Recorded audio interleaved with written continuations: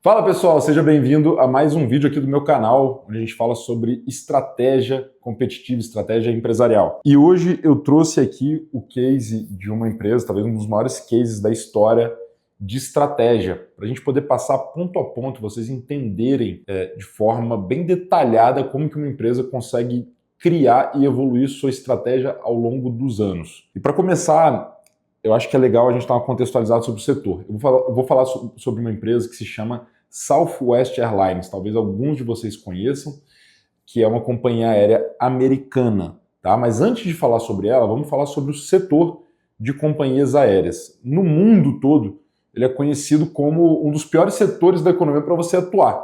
É a brincadeira clássica lá, né? Para você ficar milionário, basta você ser um bilionário e começar uma companhia aérea que você vai perder boa parte do seu patrimônio. A maioria das empresas não ganham dinheiro, ou seja, não geram fluxo de caixa positivo, ou não geram margens de lucro suficientes para pagar o custo de capital, etc., de um negócio como esse, tá? De companhias aéreas.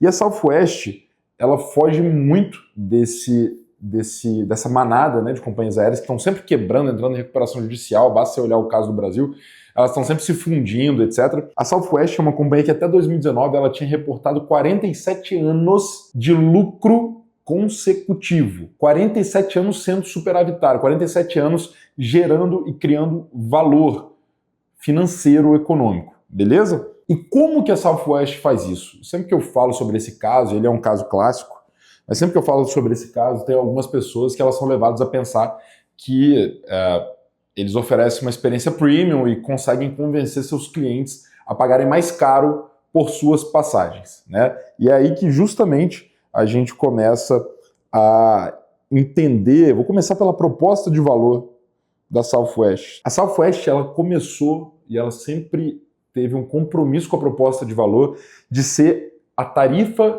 mais baixa do mercado, ou seja, vender as passagens mais baratas do seu segmento. Então, para você que tem aquele tabu, aquele negócio de eu não compito por preço, etc., a Southwest ela decidiu competir por preço, ela decidiu que ela ofereceria as passagens mais baratas do seu segmento. E aí a gente tem que lembrar, competir por preço, ou seja, ter uma proposta de valor por preço é diferente de ficar brigando por preço todos os dias. Competir por preço é eu ter uma proposta de valor clara, alinhada, que eu vou me estruturar para oferecer as tarifas mais competitivas, mais baratas do meu segmento. E foi isso que a Southwest fez, tá bom? E aí, seguindo lá sempre a nossa lógica, né, da estratégia, que segmento, ou quais segmentos do mercado que ela busca atender, ou que segmentos que topam muito bem essa proposta de valor e os trade-offs que ela traz consigo? Bom, estudantes, sem dúvida nenhuma, talvez se você já viajou para a Europa, você tem usado a Ryanair, que é uma companhia parecida, né, uma low cost, low fare também.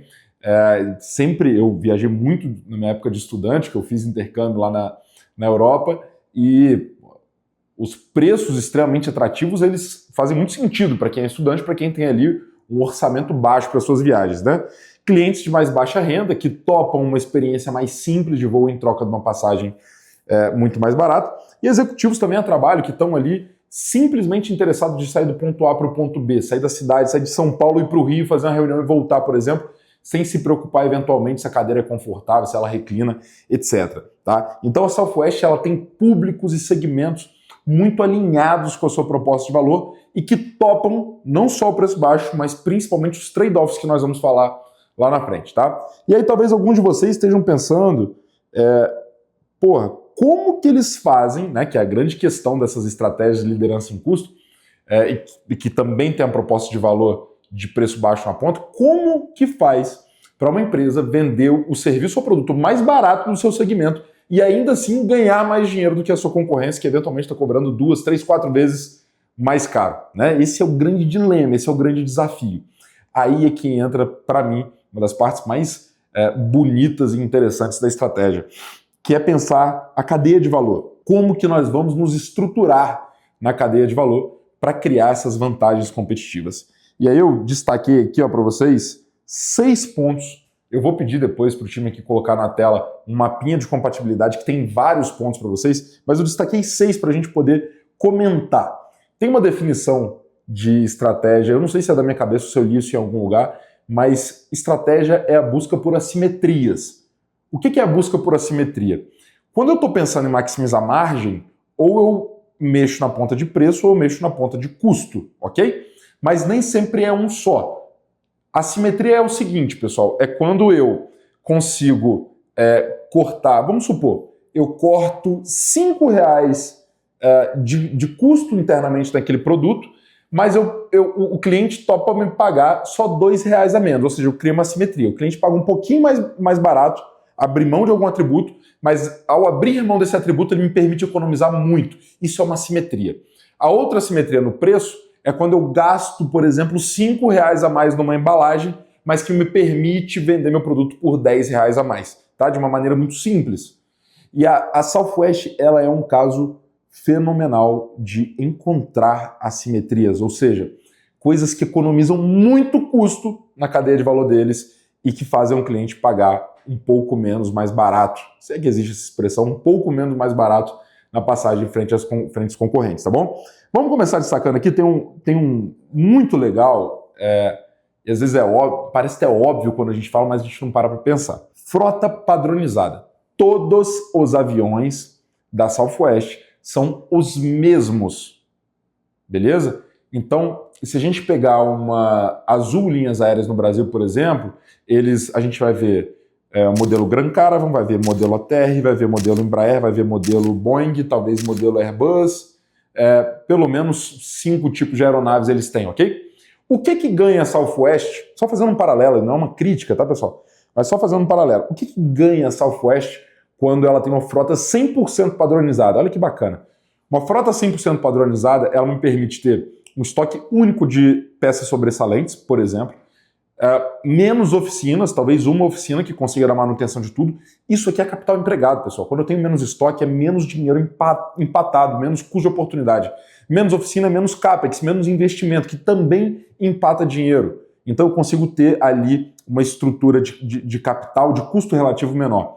Quando eu tenho uma frota padronizada, eu posso treinar meus pilotos em um só tipo de aeronave. Eu posso ter esse intercâmbio de pilotos, né, com todas as aeronaves. Eu posso, se eu tiver problema na aeronave, ter um estoque maior para repor, por exemplo. Ou seja, eu crio aqui dentro uma coerência maior, vamos dizer assim, e que traz muitos benefícios e impactos financeiros, principalmente de uma redução no custo relativo, na estrutura de custo relativo da empresa. Legal? Então esse é um ponto bem bacana. Segundo ponto, que ele é muito controverso em tempos de empresas que só buscam oferecer mais e mais e mais coisas para os seus clientes.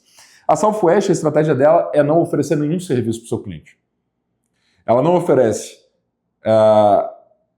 marcação de assentos, ela não oferece refeições a bordo, ela não oferece transferência de bagagem em conexões, e os motivos são diferentes, né? Marcação de assento é para agilizar o processo de embarque e desembarque. Vocês vão entender onde que isso vai chegar, tá? Mas anota isso. Acelerar o processo de embarque e desembarque. Não ter refeição?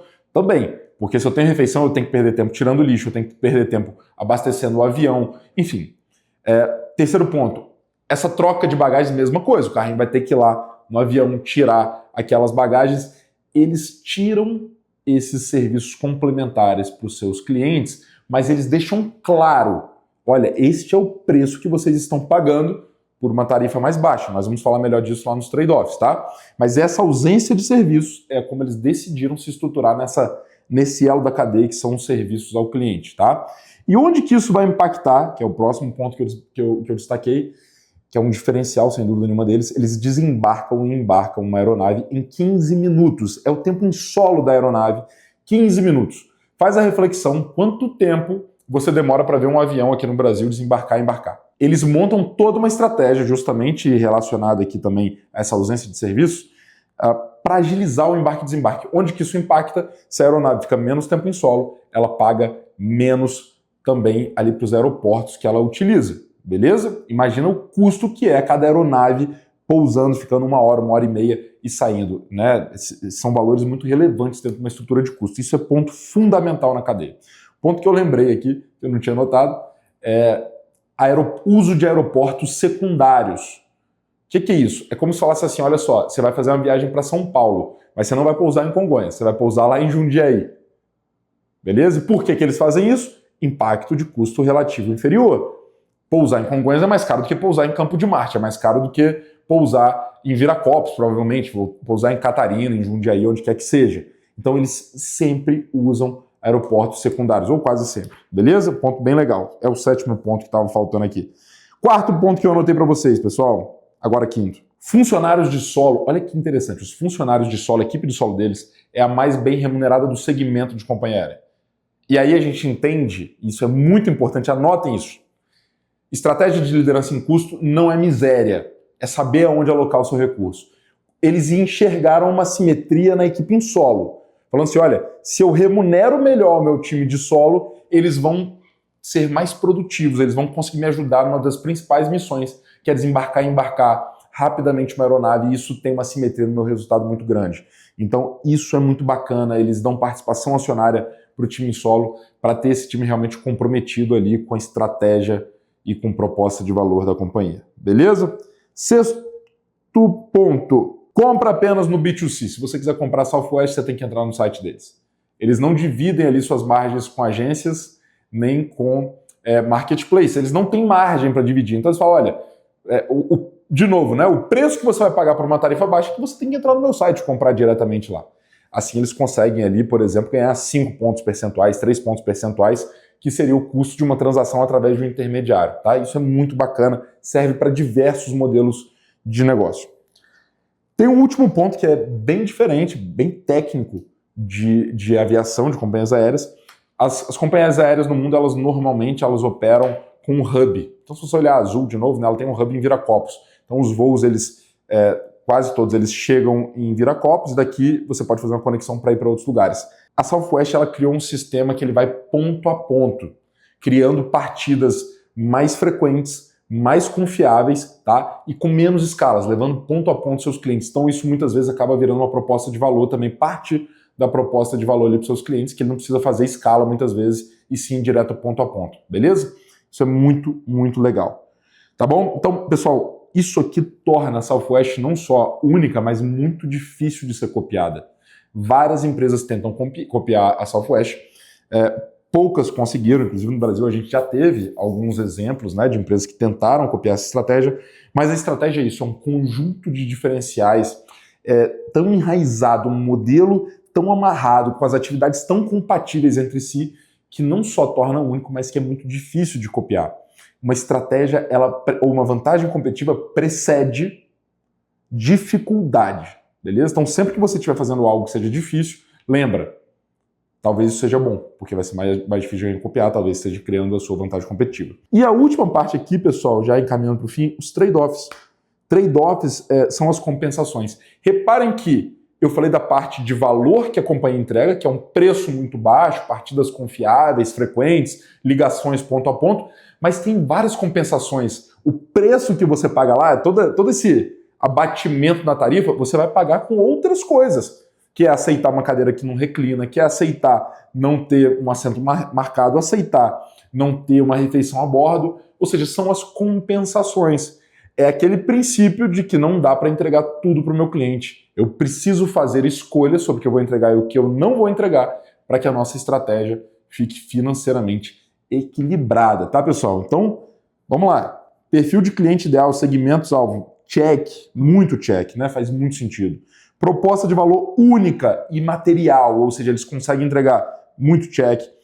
Diferenciais e uma cadeia de valor completamente customizada, diferente da concorrência, 100% check, e trade-offs muito claros e bem comunicados para o seu cliente. Então, isso é uma estratégia. Mas lembrem, eles levaram décadas e décadas e décadas. Ou seja, o último ponto, continuidade, é o nome do jogo. Então é isso, pessoal. Espero que vocês tenham gostado dessa análise. Ficou com alguma dúvida? Comenta aqui embaixo. Se inscreve no canal, me segue no Instagram, @oRodrigoMiranda. Segue a minha empresa, @VPX Company. Lá também tem mais conteúdo. Você pode também ter acesso ao meu time lá de estrategistas para ajudar você na sua empresa. E a gente se vê no próximo vídeo.